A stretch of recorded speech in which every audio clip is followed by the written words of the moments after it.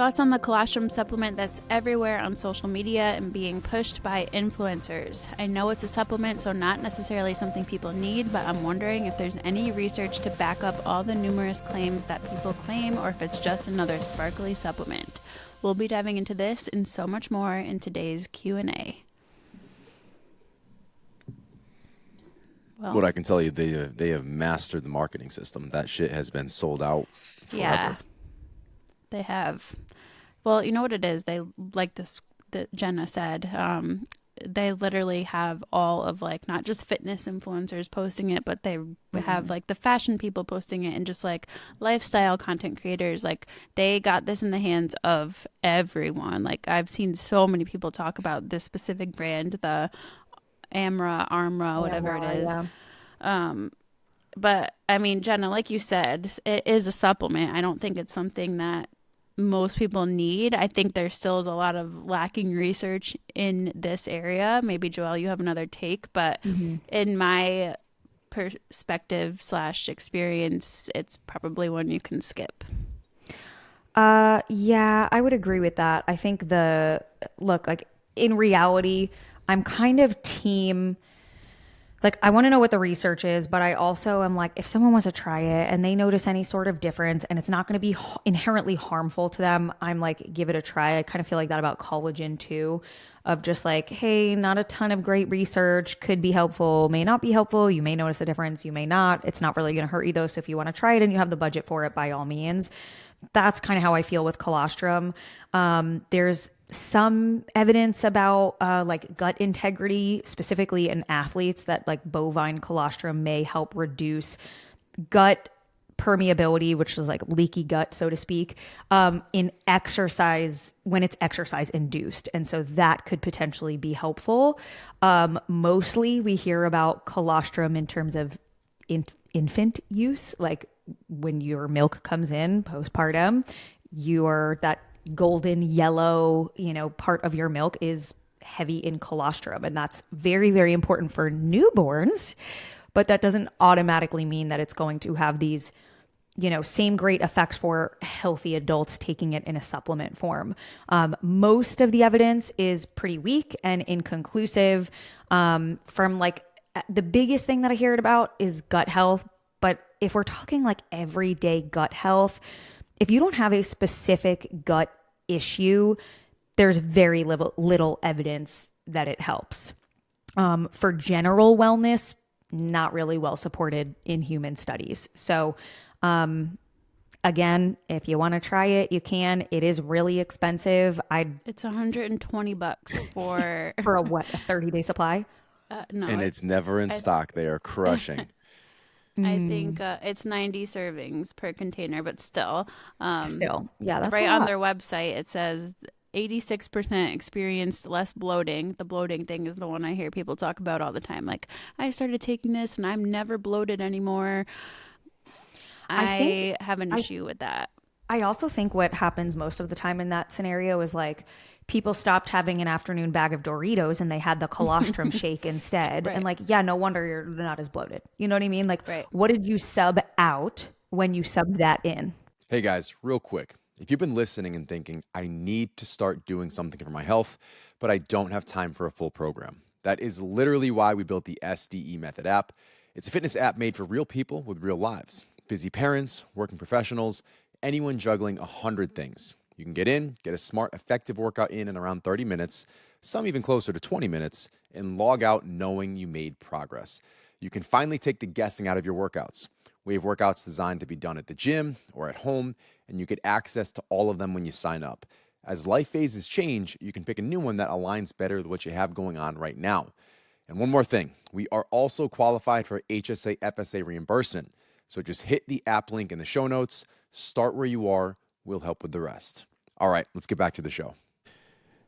Basically, the way I kind of view the Armra colostrum, it's almost like this quote-unquote supercharged collagen protein. Like, people have been so emphatic about the potential for collagen.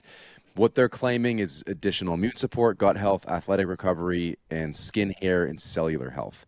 Now, what most people probably aren't thinking about is it's actually not a complete protein source. So it's not apples to apples. You take this instead of whey.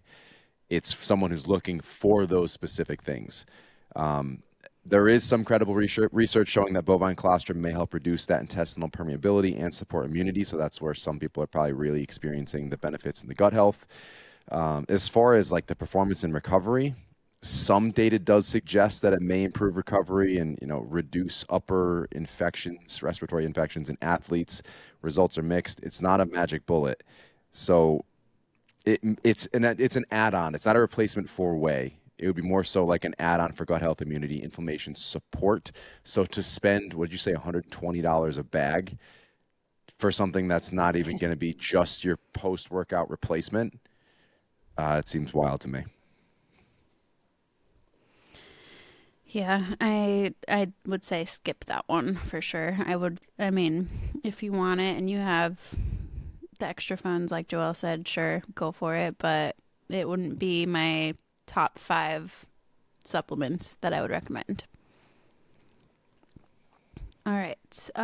Madison said she has a similar question to add on here. What are your thoughts on NAD plus? Is it just another trendy supplement hyped by influencer culture, or does it actually offer real benefits for muscle recovery, energy levels, and overall health?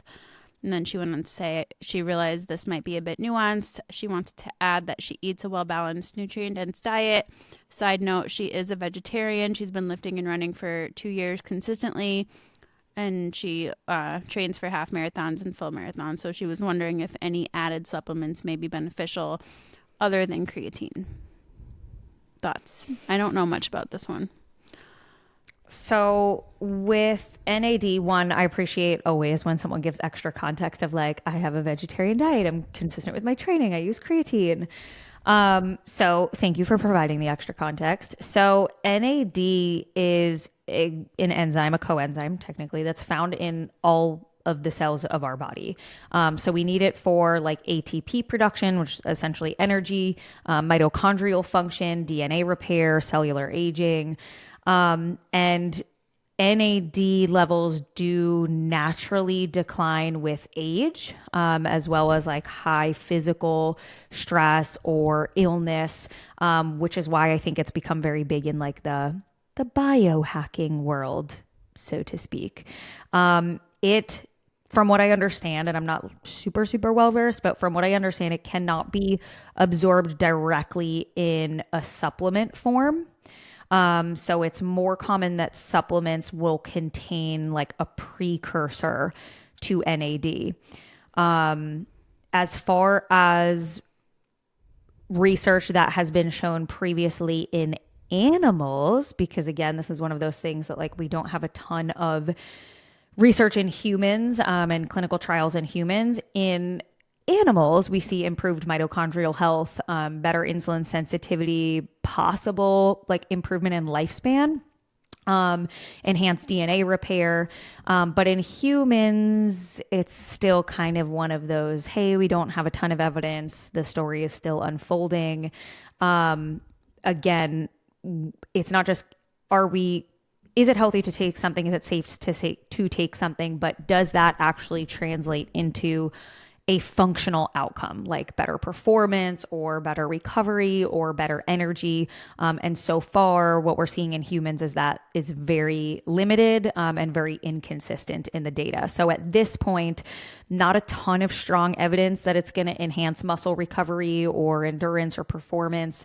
But I would say maybe in the next few years, we'll start to hear more about that. Josh, I don't know if you're any more familiar with that. I was looking into it in my like peptide phase when I was really looking into Right. things along those lines, and just it's bigger in the longevity community. So it is what they're looking for from it is really the DNA repair and the cellular longevity. And there's a handful of precursors, like you mentioned before, that people are kind of leaning into. It may not be as efficient to take NAD plus. This is when it was initially like coming out, so it would be the precursors, the NAM, the NMN, even vitamins like niacin, vitamin B3, tryptophan, something you're finding in turkey, chicken, things like that. I would lean into the precursors and like looking for that from food, kind of like what the heck is the one of the most popular peptides, not BPC 157. It's going to drive me nuts. What's the most abundant antioxidant, Joel? Starts with a G. Having a brain fart.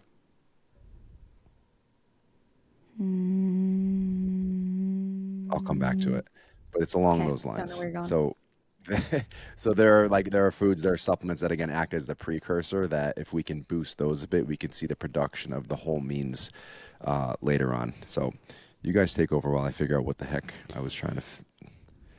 I would also just say, in the specific context of the person that asked this question, you're already doing a ton right. Like, creatine is a great choice, especially for vegetarians.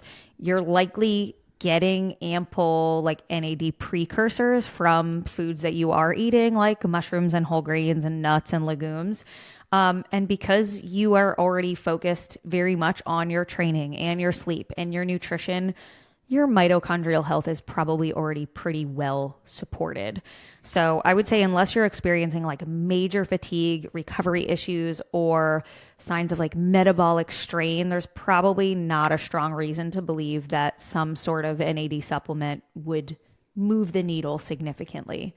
But again, more research is Glutathione is needed, I what I would was say. trying to think of. Oh, yeah, Glutathione. yeah, yeah.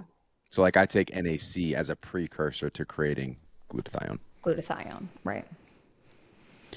All right, Aaron asked us how to manage a short temper brought on by a dieting phase. I know some things, but my husband probably needs to hear it from someone else.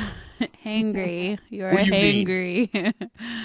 I mean, it's common. Obviously, we have the word hangry to describe this, and it really is just sometimes when when we're in a dieting phase, you're in a calorie deficit. You may be eating less food than you would prefer or feel like you're best on. So I would just make sure, I mean, aside from being aware of it, is to just make sure your meals are as high volume as possible so that you're not like feeling that like starving feeling all the time. And I think we touched on this in a recent episode, like comparing if you had a protein bar and then like a salad with a bunch of different fruits and vegetables and protein in it, and they were the same exact calories, you're going to want to opt for the salad to just fill you up a little bit more. So that would be my suggestion. I don't know if you guys have anything else. I I was would going to just say the say, same thing. take it. Sorry. Just managing hunger, like whether that's balanced meals, making sure we're getting enough protein, making sure we're getting enough fiber. The lower calories get, the more volume you're going to want from a satiety standpoint. So, the short temper is likely coming from the hunger. So the question really is not how can we manage the temper, it's how can we better manage the hunger. 1,000%. I'm going to beat that point home. When your diet is 90, 95, 100% from whole food nutrient dense options, it is very difficult in most situations. I'll preface with that, to overconsume. So, like, when I want to cut, when that's my focus, when I want to lean out, right now I'm not tracking calories, I'm not tracking macros. So when I want to focus on improving body comp, I am focusing on reducing the processed stuff, not just the ultra processed stuff, but like anything that's not a whole food. Like that's my simple go-to. And it's not to say I can't have these things, you can't be healthy and have these things. That's not what I'm saying. It's just so easy to enter a deficit when you are literally consuming nothing but whole foods and you feel good. You're not hungry. That's why it's so easy, is because you're not hungry all the time. You're in a better mood. You're not fighting these cravings. You're constantly full. So what does that look like? Breakfast. I love my breakfast. It's eggs. So I'll mix up scrambled and fried eggs. Go back and forth, rotate, keep it interesting. A big bowl of oats or a few pieces of whole grain toast. If I'm not focused on the cut, if I am, then it's the oats, and I'll throw in like some raisins and cinnamon and go with that. Lunch could be leftover chicken, could be leftover steak. That is usually the easier meal.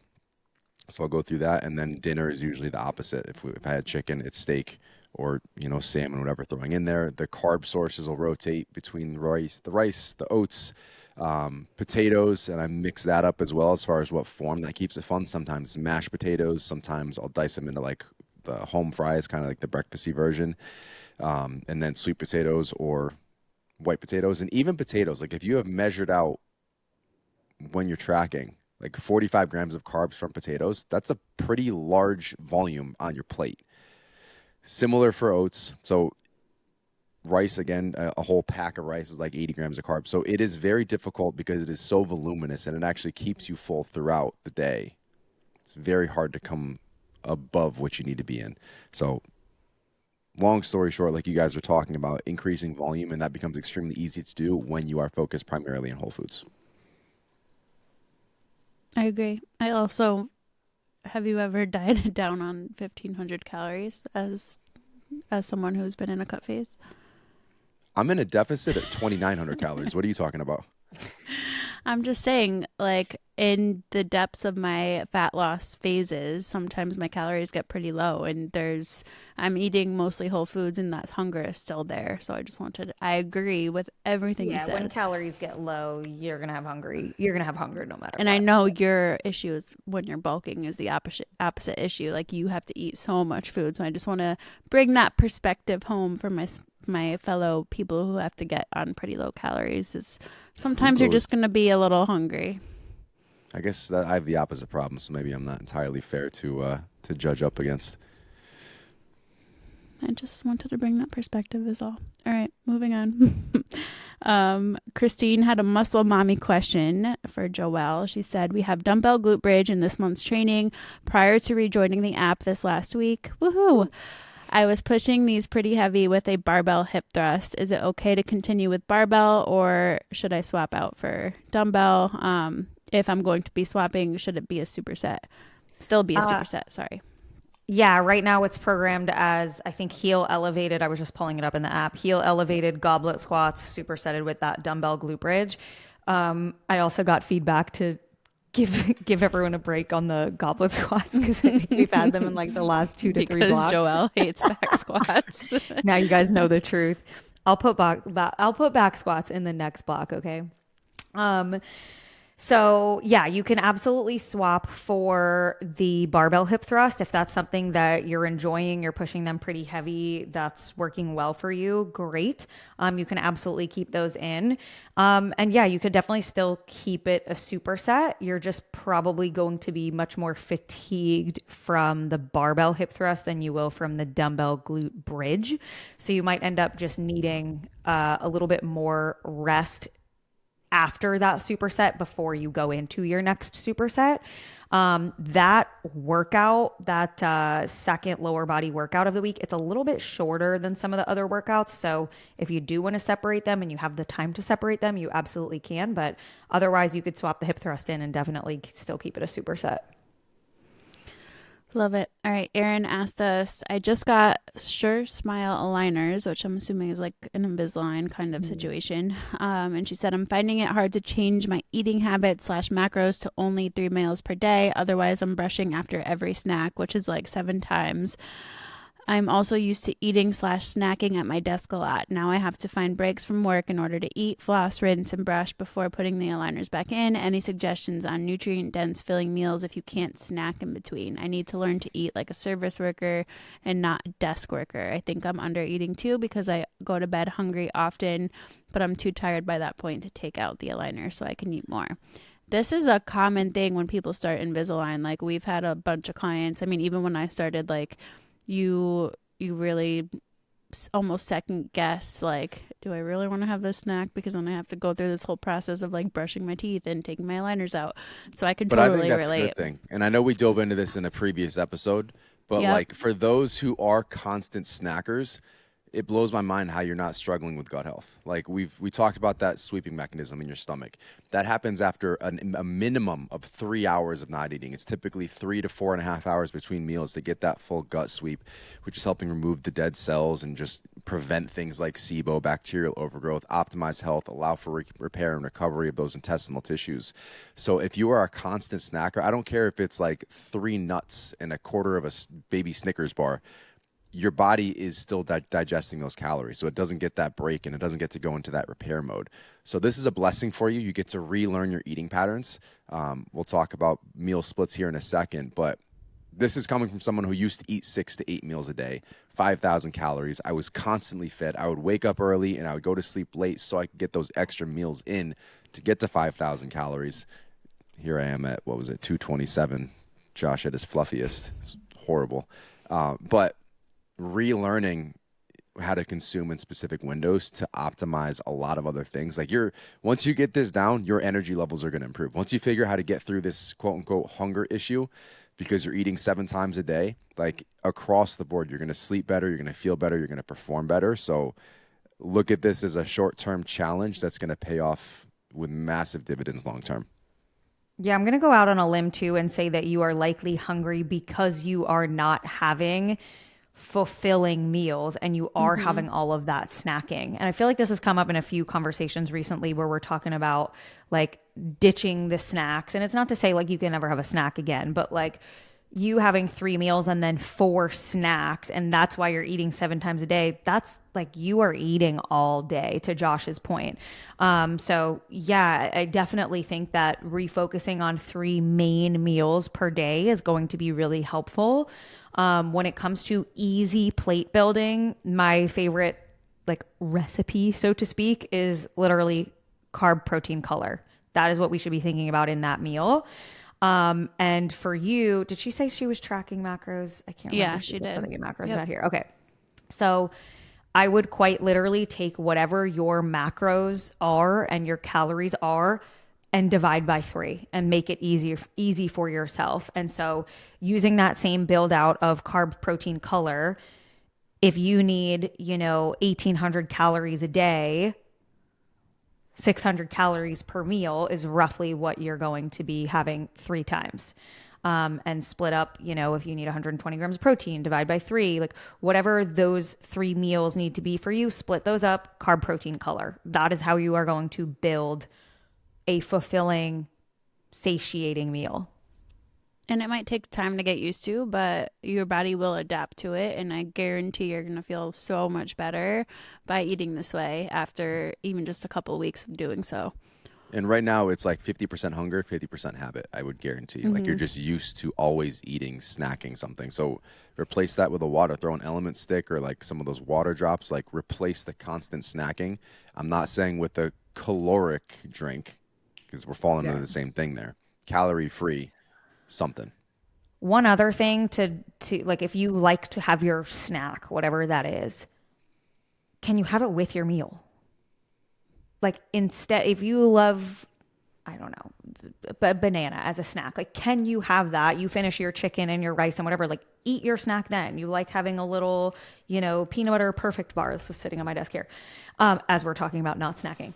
And you have that bar with your, with your lunch. Or whatever, that meal is. You can still have your snacks, but can you pair it basically with your meal so that you're not having this constant snacking between meals? Love it.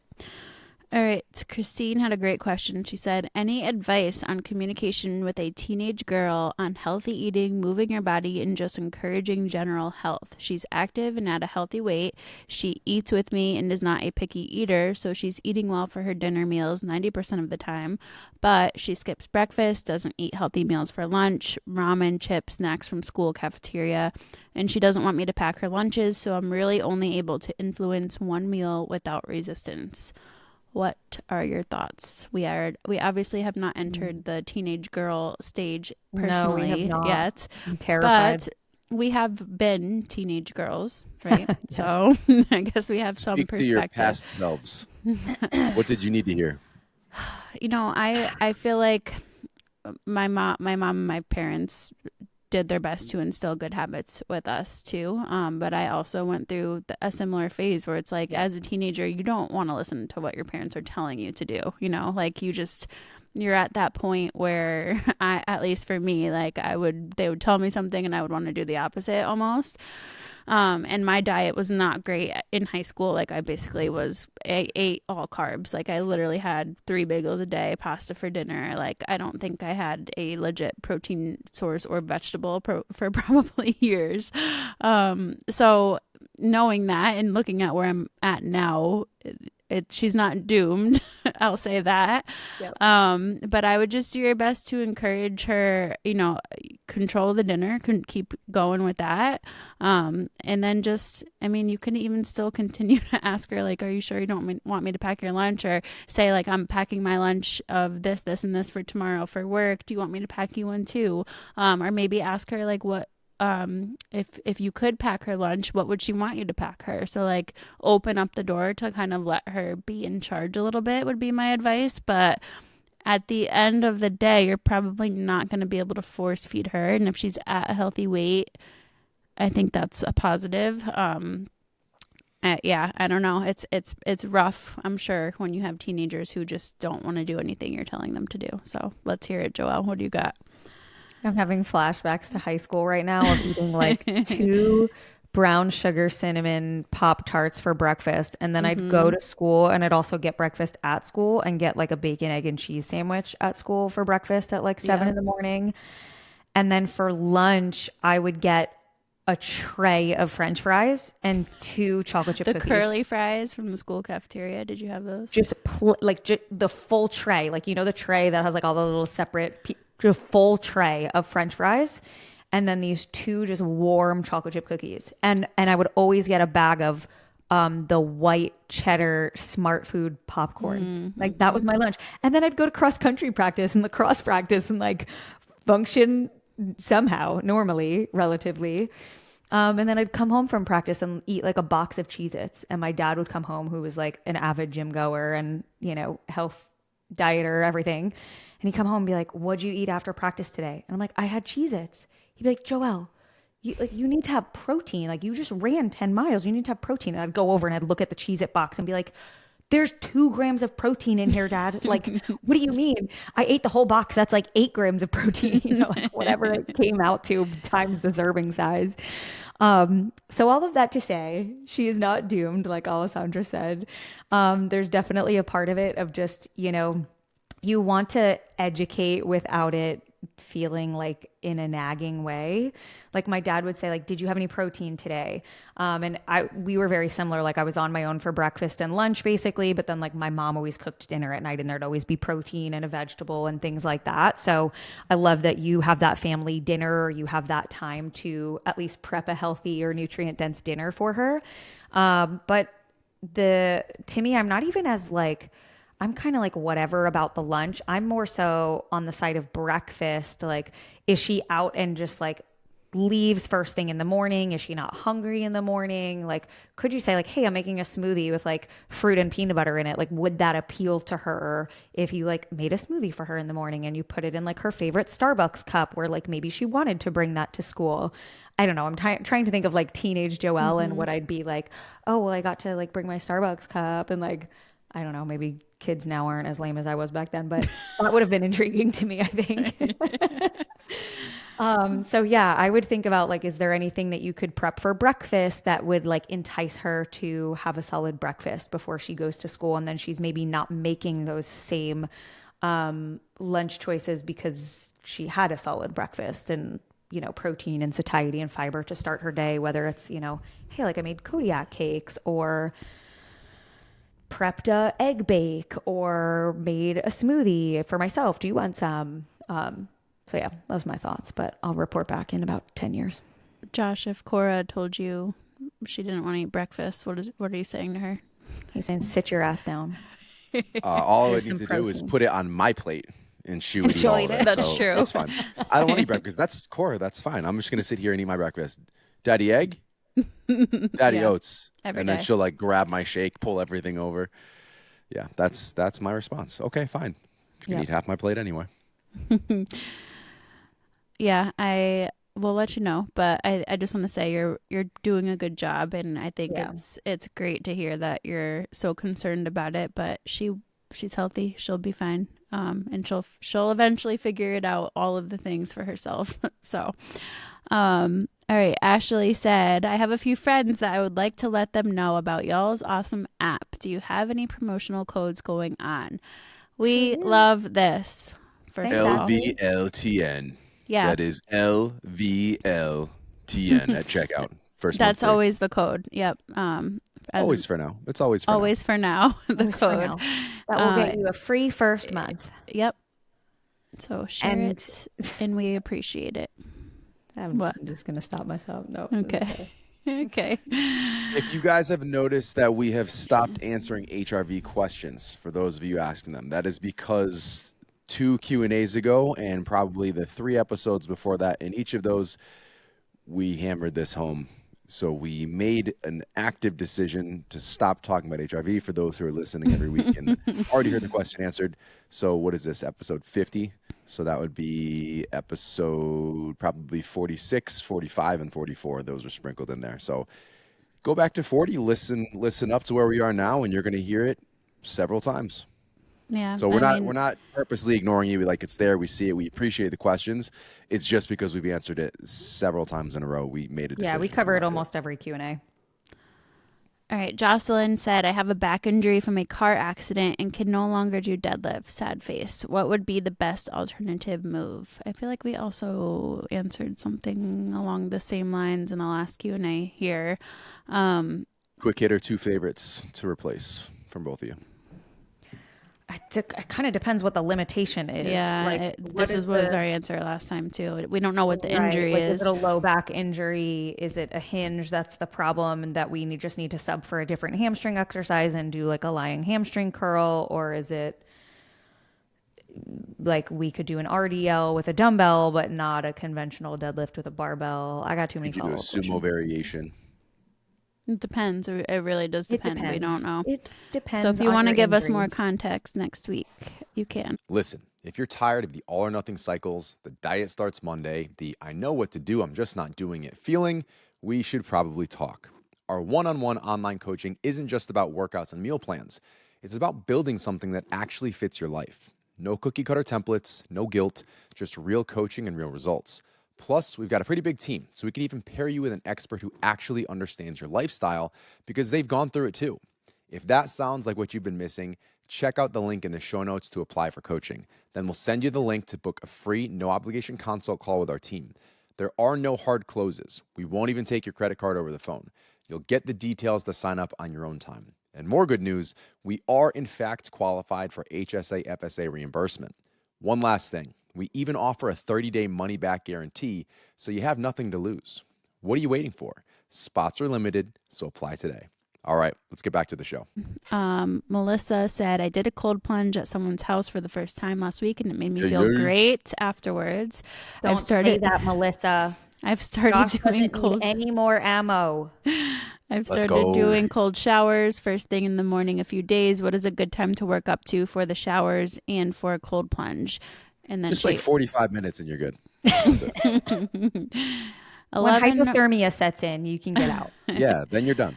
When you start turning blue. I would say the threshold is 11 minutes per week, right? For cold exposure. So it doesn't matter how you break it up. It could be 2 minutes a day. It could be so you just do 11 minutes one day. You could. Once a week. I don't know why you would want to do that. Because once you're in and you're good, you can just veg. I wouldn't want to do 11 minutes. And then she also asked, do you always leave your cold plunge running? So our cold plunge now is a chest freezer, and we do. So I bought this thing. I don't even know what it's called. It's like this plug. You have a YouTube video about this, don't you? Where everything is. I think so. I can explain it real quick. Everyone's here. It's basically this thing plugs into your regular outlet. We're all here, Josh. Here. They're already waiting. I'm leaving. 2 outlets in it. One side is heat, one side is cold, and you drop in this little cable into whatever it is. So I always use it for the cold plunge. I drop it into the middle of the tank. If it gets above, right now it's at like 45 degrees, by like 2 degrees, so it's plus or minus 2 degrees, that outlet kicks back on, which turns on the chest freezer. So the chest freezer is plugged into this thing. So that's what kicks it on and off for the temperature. And I also have an aquarium filter. So it's a UV filter. It's also got some media in there, some screen, some floss to filter through that. That's plugged into a regular outlet that runs all the time, and that keeps the water nice and clean. So it's always running in some capacity. But we used to just have like a, what is it called? Stock tank. Stock tank. And that was not connected to anything. We would just fill it with water. In the winter, it would stay cold, and then we would add ice in the summer, and then just kind of dump it out every day, every time we used it, or every couple of sessions. So it depends what you got. I had that thing running. I had that thing filled for like a month at a time in the winter. Not in the summer, though. All right. last two questions, both from Ashley. She said, first one, if I'm working out after my son goes to bed, should I eat anything post-workout? Timing example, son goes to bed around 8:30, and some days I can only work out then. We eat dinner around 6, and I usually finish my macros at that point too. But by the time I'm done with my workout, it's around 9:30. Should I save a protein shake for post-workout, or is my dinner before my workout enough? Trying to take advantage of the gains. That's a tough one. So for the gains, you would want to have something post-workout for recovery. My devil's advocate is also going to kick in and say you're eating right before bed. That's going to impact sleep, which is going to impact hormones, balance, progress via those things, energy levels, because you're not rotating through your sleep cycles. So it's not ideal to train right before bed. It's not ideal to eat right before bed. So it's a bit of a sticky situation. In that scenario, what would you do? I mean, you're already impacting sleep with the workout. Why not just have a small shake? You're already fucked, so might as well fuck more. It's already not ideal to have the shake. I agree. Ashley, you're not, to clarify, Ashley, you are not fucked. No. Excuse my language. Fucked. Sorry, Brant. He doesn't listen anyway. It's fine. He doesn't listen to our podcast. You're not screwed.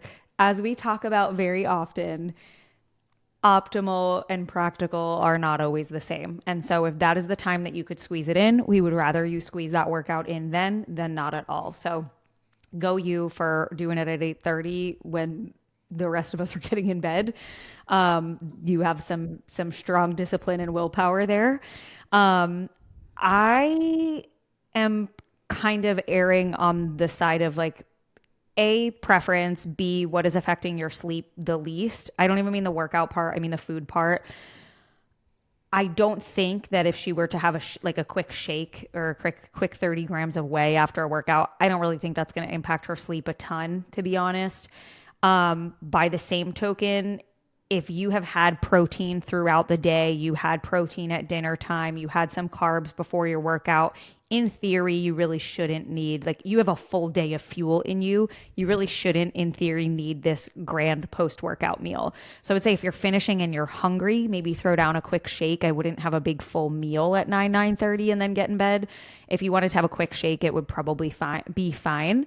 But I would say pay attention to like what feels best for you. If you like trial and error it out a little bit. If you notice the days that you have a shake, you're unable to wind down as much or you're waking up more in the middle of the night, maybe keep a little journal of like when you do and when you don't have that shake and see if you notice any differences. But I don't think it's going to move the needle or like make or break your progress either way, to be honest. I believe there's also been some data showing, like, again, assuming protein is equal, you're consuming it throughout the day.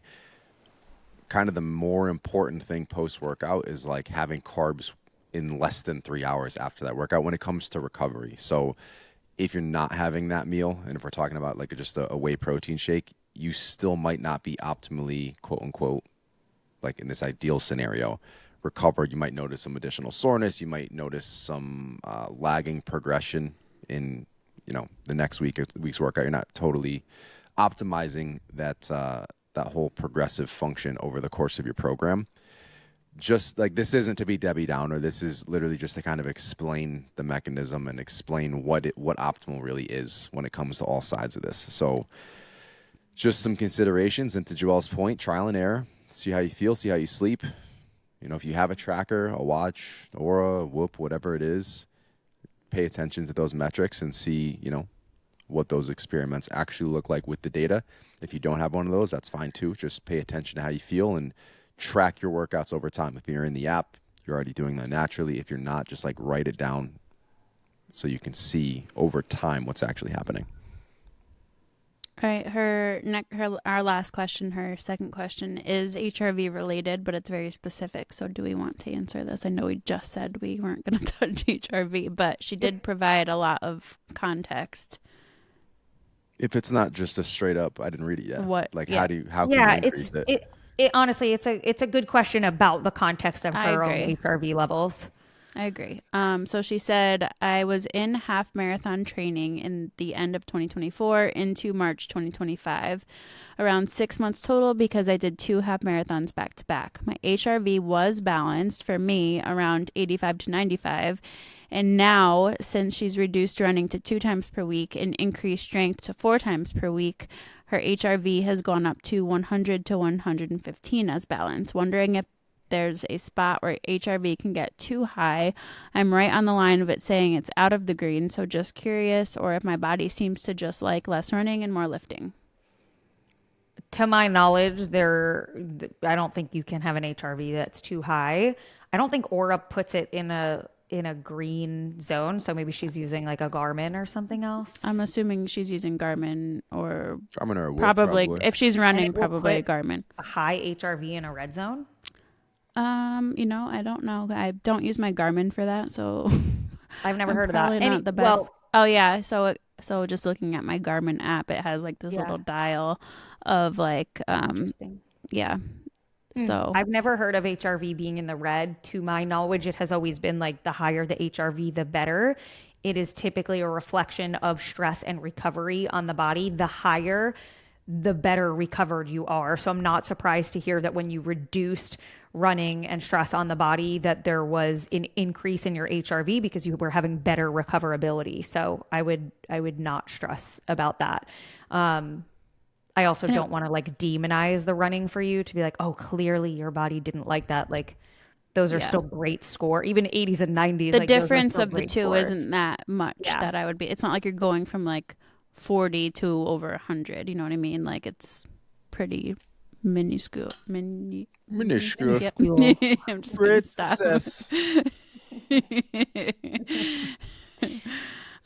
Yeah. So that's my thoughts. Don't stress about it. I feel like I don't want to say HRV is overhyped, but like obviously with what we just touched on, it's the current thing that people are obsessing over, I feel like, for whatever reason. But at the end of the day, it's another data point. And again, it's like everyone who gets an Aura, hey, it's prefaced, hey, I'm a new Aura user. How do I increase my HRV?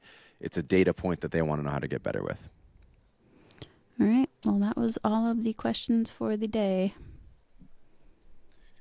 Where can they find you? I'm at Alessandra Skutnik. At Joelle Samantha. Do I steal Andy Frisella's thing? No. I get some crabby patties who are not used to hearing that kind of. That's not our audience. You want to talk about potty mouth? Brant would be calling me after that one. I'm at Josh Skutnik. Your own spin could be like, don't gatekeep the show. That was it. Didn't rhyme with anything. No, I know. But it's basically we'll like, come up with a cute little just share this episode if you enjoyed it. That's all. Share it and leave a review. Share the episode at the end. You guys like that? Friend, share the episode at the end. Look at you. Like we're on Miss Rachel. I'm gonna read that one to Sloan and Reese and Cora and Les. You did it. All right. Bye guys. Bye.